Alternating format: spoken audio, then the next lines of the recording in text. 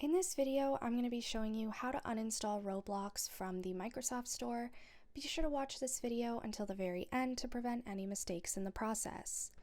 You're going to begin by searching for Roblox, and you most likely already have it downloaded if you're looking to uninstall it. So you're going to click on Roblox, and as you can see, there is no way to actually uninstall it, even though you do already have it. Now, what you're going to need to do is go onto your search bar and go onto Control Panel. It's going to open up right here, and you're going to find Programs and Features. You're then going to scroll down until you find Roblox. So as you can see, I have Roblox Player, Roblox Studio, and another Roblox Studio. So you're just going to right-click it and uninstall it.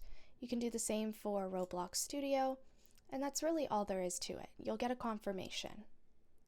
Be sure to leave a like, comment, and subscribe to the channel. Thanks for watching.